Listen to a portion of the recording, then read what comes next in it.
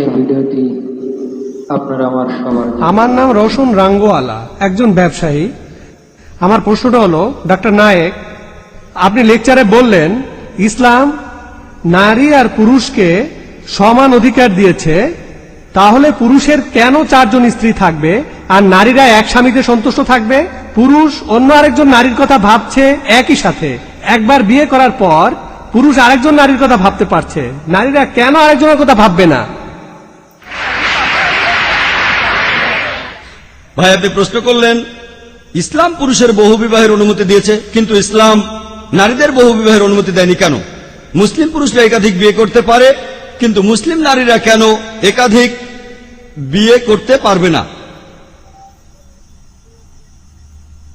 প্রথমত আমাদের বুঝতে হবে যে পুরুষের যৌন ক্ষমতা নারীদের তুলনায় বেশি। 2 নম্বর পয়েন্ট, বায়োলজিক্যালি একজন পুরুষ স্বামী হিসেবে দায়িত্ব পালন করতে পারবে, যদিও বা সেই পুরুষের একাধিক স্ত্রী থাকে। কিন্তু কোন মহিলা যদি তার একাধিক স্বামী থাকে, সেই মহিলা একজন স্ত্রী হিসেবে তার দায়িত্বগুলো ঠিকমতো পালন করতে পারবে না।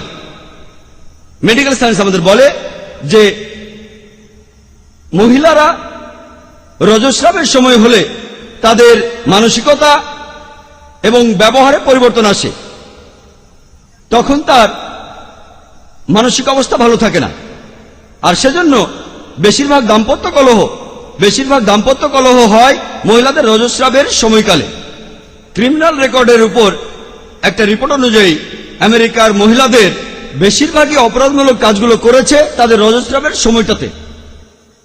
সেজন্য একজন মহিলা যদি সেই মহিলার একাধিক স্বামী থাকে, এখানে অ্যাডজাস্ট করে চলাটা তার জন্য কঠিন হয়ে যাবে।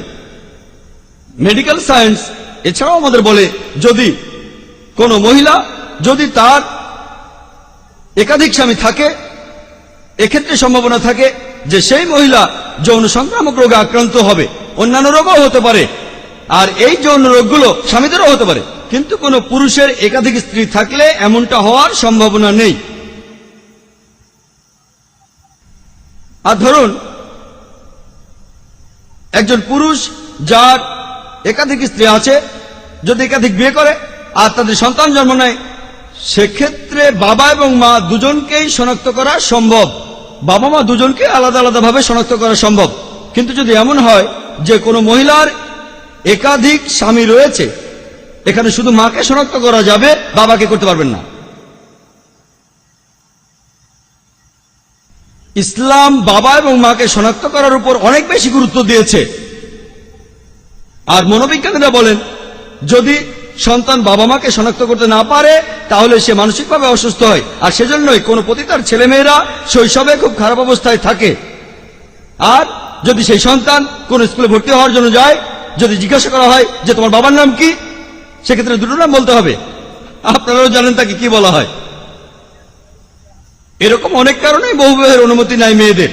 এখন যদি যুক্তি দেন যে আমি বলেছি কেন ইসলাম ধর্মে পুরুষের বহুবিবাহের অনুমতি দিয়েছে, এখন ধরুন যদি কোন দম্পতির সন্তান ধারণ ক্ষমতা না থাকে, পুরুষ সেক্ষেত্রে একাধিক নারীকে বিয়ে করতে পারে। এখন ধরুন এক্ষেত্রে পুরুষটাই বন্ধা, সেক্ষেত্রে সেই মহিলা কি একাধিক পুরুষকে বিয়ে করতে পারবে না?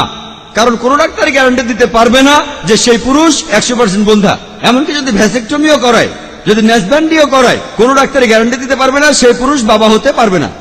তাই এক্ষেত্রেও সেই সন্তানের বাবাকে শনাক্ত করা যাবে না। আরেকটা ক্ষেত্রে ধরুন স্বামী কোনো অ্যাক্সিডেন্ট করলো অথবা শারীরিকভাবে খুবই অসুস্থ হয়ে পড়লো, এক্ষেত্রে সেই স্ত্রী কি আরেকটা বিয়ে করতে পারবে? আসুন দেখি। ধরুন সেই স্বামী যদি কোনো অ্যাক্সিডেন্ট করে অথবা অসুস্থ হয়ে পড়ে, সে তার দায়িত্বগুলো ভালোভাবে পালন করতে পারবে না। প্রথমত টাকা পয়সার ব্যাপার, সে খরচ বহন করতে পারবে না স্ত্রী সন্তানদের। আর দ্বিতীয়ত সে স্ত্রীকে তৃপ্ত করতে পারবে না। প্রথম ব্যাপারটায় সে স্ত্রী সন্তানদের খরচ বহন করতে পারবে না। ইসলামে এর সমাধান আছে। ইসলামে এইসব মানুষের জন্য জাকাতের ব্যবস্থা আছে। যে লোকগুলো তাদের খরচ বহন করতে পারবে না তারা জাকাত নেবে।